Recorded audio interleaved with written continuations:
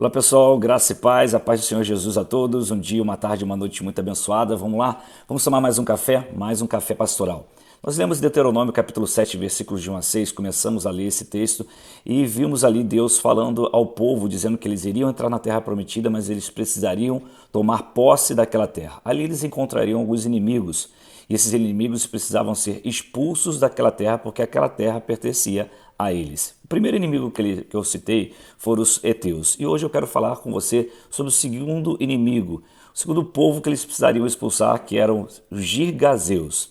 E eu quero falar um pouquinho sobre eles, porque eles tinham uma característica muito interessante que a Bíblia nos revela, que eles eram um povo que não perdoavam, eles eram extremamente incrédulos e indiferentes. Então eles não perdoavam hipótese alguma. Eles eram conhecidos na antiguidade pelo seu profundo rancor para com outros povos. Josué, por exemplo, ele teve que enfrentar resistências terríveis desse povo e ele precisou então vencer esse povo como Deus assim declarou. E é interessante que Mateus capítulo 6, versículo 15, se nós queremos alcançar uma terra, conquistar alguma coisa, Mateus 6,15 diz o seguinte: se porém não perdoardes aos homens, tampouco o vosso Pai perdoará as vossas ofensas. Ou seja, se você não libera, você não é liberado. E esse povo girgazeu representa justamente essa raiva, essa mágoa, esse rancor que constantemente vive em nossa vida. Mateus capítulo 18, versículo 21 afirma o seguinte: então Pedro, aproximando-se dele, lhe perguntou: Senhor, até quantas vezes pecará meu irmão contra mim e eu hei de perdoar? Até 7? Respondeu-lhe Jesus: não te digo até 7, mas 70 vezes 7. Eu queria que você ficasse até o final desse vídeo. Não perca nada que vai ser passado aqui para você. Deixa eu te dar algumas informações interessantes sobre isso. Perdoar ou perdoe, porque isso vai gerar saúde para você. Olha só. Você sabia que, de acordo com várias estatísticas médicas, 60% das doenças são de origem emocional e que 90% delas é por falta de perdoar? Olha só que interessante.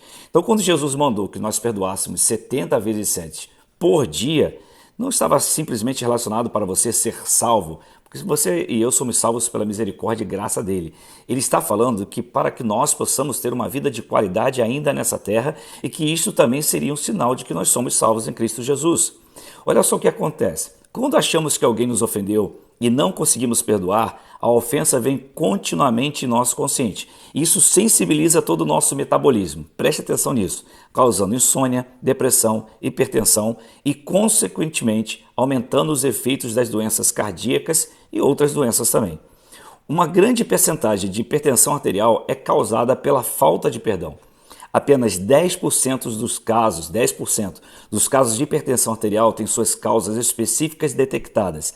Na maioria dos casos, ou seja, 90%, é rotulada como hipertensão arterial essencial, ou seja, sem causa orgânica definida. Isso quer dizer que a causa pode ser sentimental.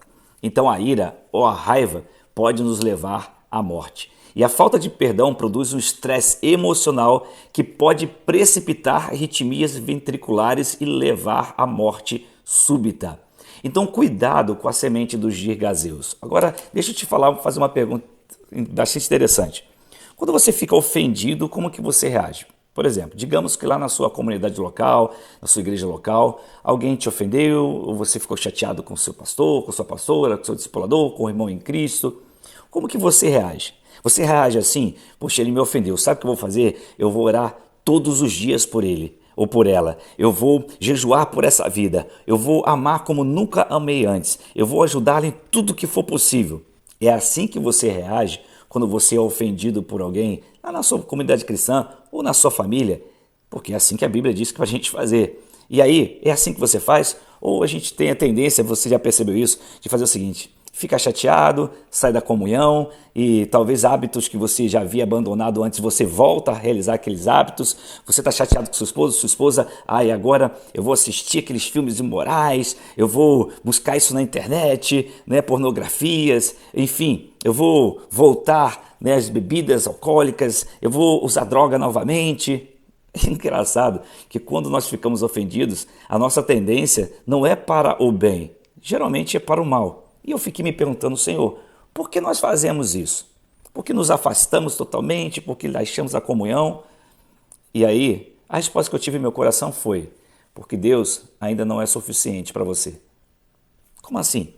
É porque tudo aquilo que Deus escreveu na sua palavra não é suficiente para que eu e você possamos nos livrar dessa amarga, desse rancor. A gente prefere fazer exatamente o caminho contrário. A gente prefere buscar coisas que nós já abandonamos, hábitos que nós já largamos, hábitos pecaminosos, preferimos abandonar a comunhão, preferimos deixar essa mágoa alimentar nosso coração.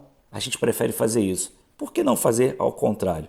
Será que a palavra de Deus não nos ensinou o suficiente? Será que Deus ainda não é o suficiente para nós? Eu estou falando para você, me colocando numa posição de que eu sou melhor do que você. Porque eu também sinto raiva, sinto rancor, isso tudo passa na minha vida. Assim como passa em você, você sente tudo isso. Mas como nós nos comportamos quando nos sentimos ofendidos? Será que a gente deixa a semente dos girgazeus brotarem em nosso coração? Ou mergulhamos na palavra e pedimos perdão, liberamos para sermos liberados? Será que nós podemos reagir?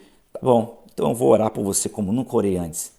Eu vou abençoar você como nunca abençoei antes. Eu vou estender a mão para você como nunca estendi antes. Será que a gente consegue reagir assim? É bem complicado, né? Mas foi assim que Deus nos ensinou. Se Ele é o suficiente para nós, esse é o caminho. E vamos procurar corrigir isso. Em nome de Jesus. E até amanhã para mais um Café Pastoral, se Deus permitir, é claro, né? Shalom.